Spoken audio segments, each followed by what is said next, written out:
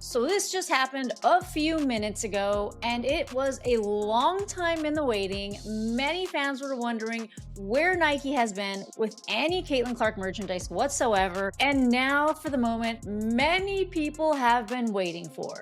Caitlin Clark has dropped her signature logo for her product line. And here's what you got, folks.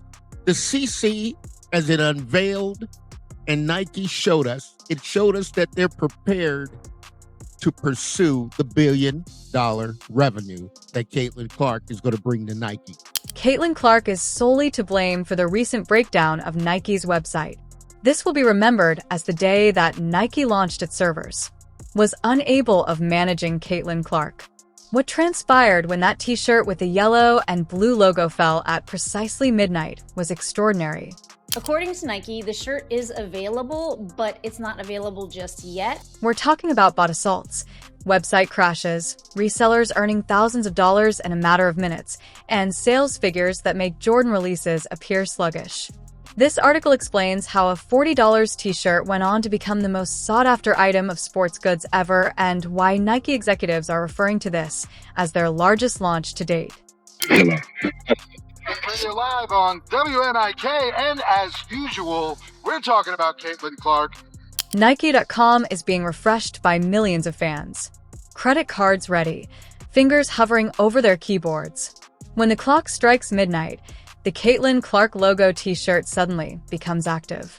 In a matter of actual seconds, Nike servers begin to smoke.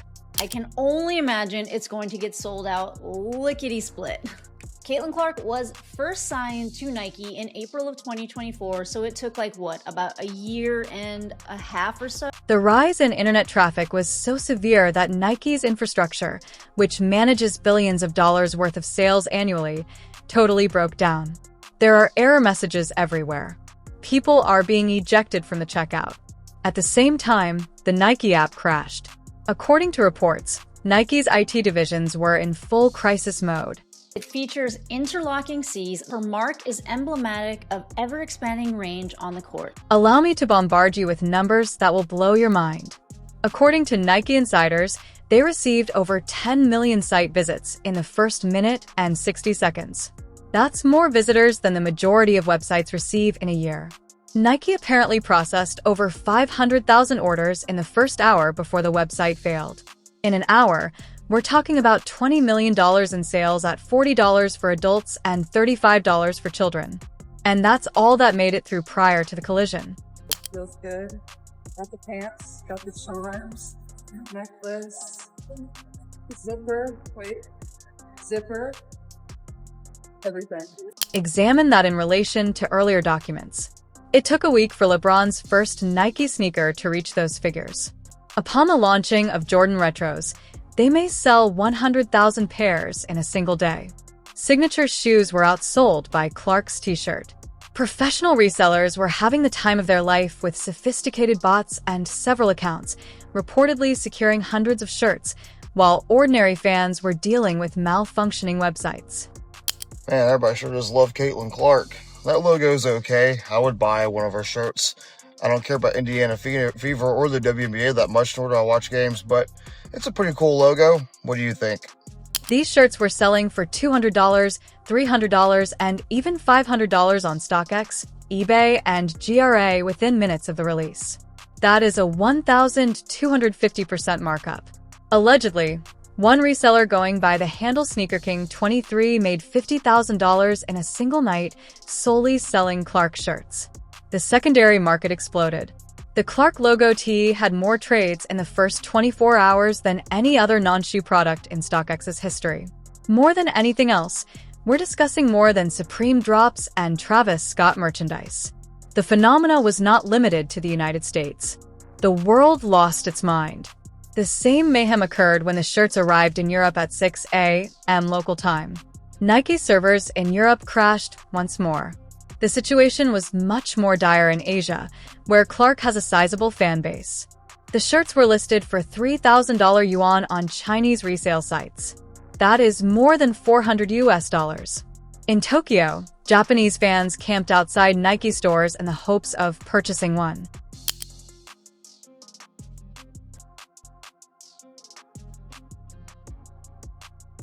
Mexico, Canada, and Australia.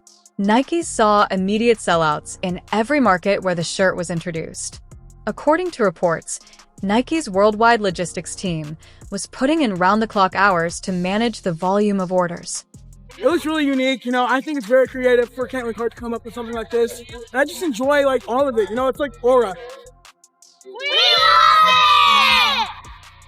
It's simple, yet it speaks a lot. I love it so much. What Nike didn't anticipate is this. They believed they were ready. According to sources, Nike produced 2 million pieces for the first drop. 2 million. Although it wasn't quite enough, it was more than they produced for the majority of Jordan releases. All of the shirts were gone in 3 hours. Nike's Indonesian and Vietnamese plants started producing more quickly. Employees were summoned to work emergency shifts. According to reports, the business placed an additional order for 5 million units for emergency production. Triple prices were offered to shipping providers in order to give Clark merchandise priority. Only Clark shirts were being placed onto FedEx and UPS vehicles. The supply chain was in complete disarray. At 3 a.m, officials were holding urgent meetings at Nike's headquarters. It has been stated that the CEO was awakened and informed of the circumstances. This was more than just a successful product introduction. This phenomena was not anticipated by anyone. To take advantage of the momentum, the marketing team was rushing. Managers of social media were working non-stop to address irate clients who were unable to receive shirts.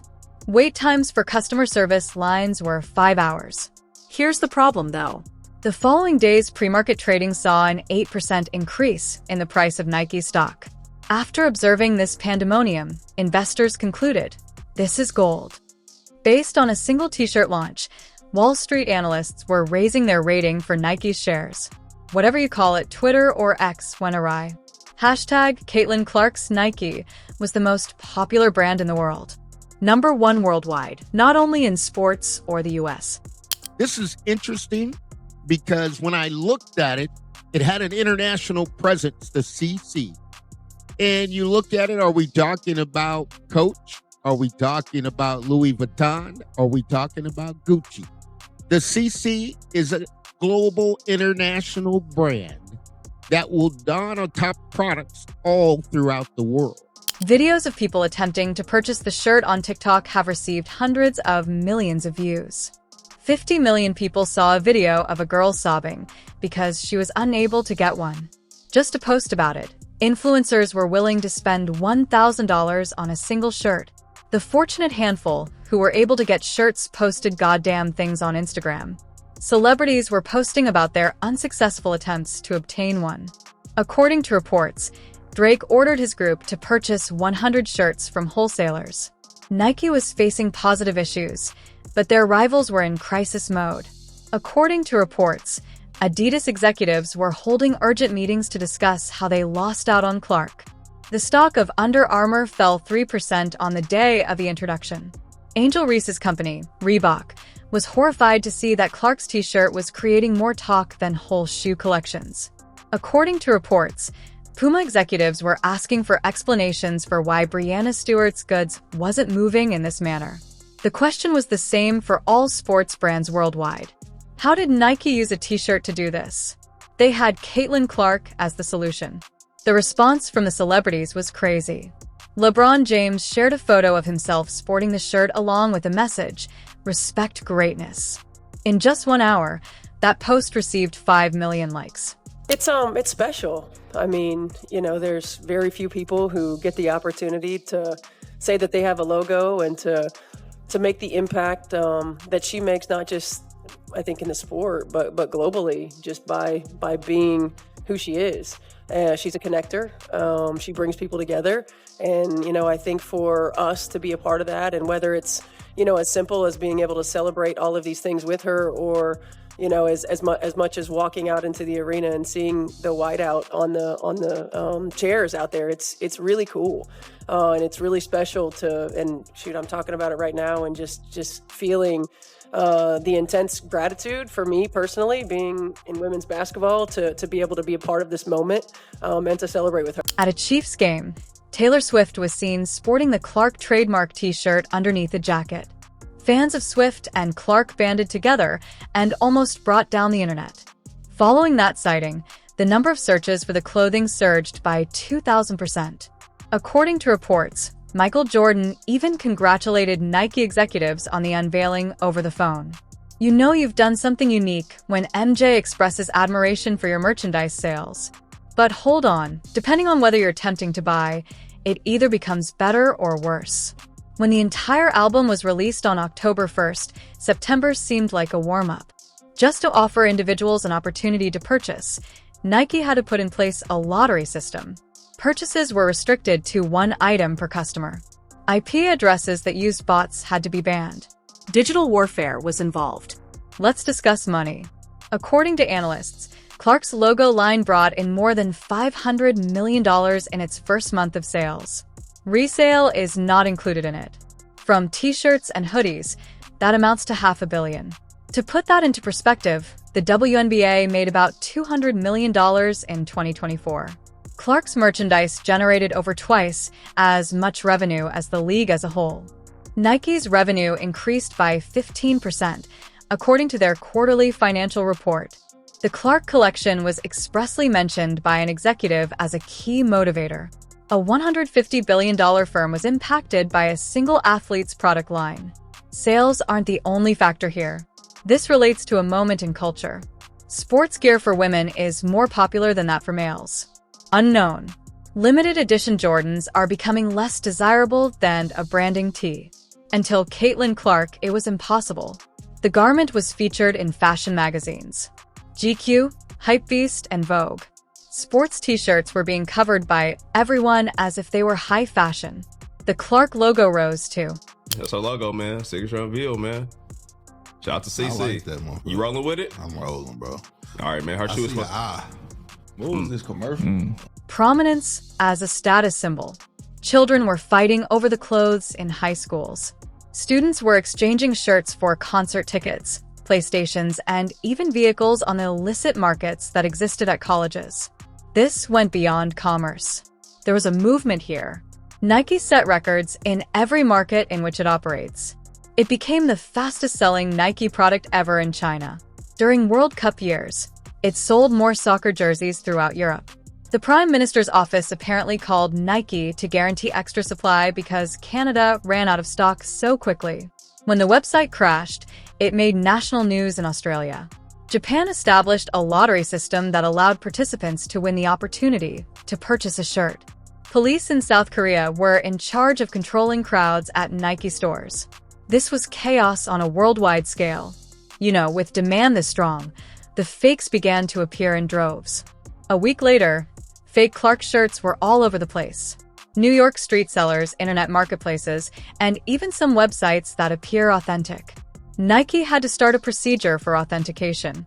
They used QR codes to make unique tags. To keep an eye out for fakes, they brought on more security. The FBI's division that deals with counterfeit goods became involved. Containers containing counterfeit Clark goods from abroad were being seized by customs officers.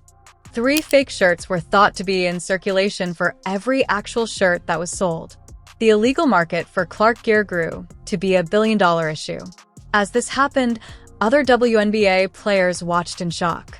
Asia Wilson, who owns a pair of Nike sneakers, had her whole collection sold out of t-shirts. In contrast to Clark's product, Sabrina Ionescu's appeared to be motionless. Here's the problem, though. The jerseys were even being purchased by Clark's rivals. Players that faced off against her were sharing images of themselves with her emblem. It went beyond competition. This had to do with identifying a cultural icon.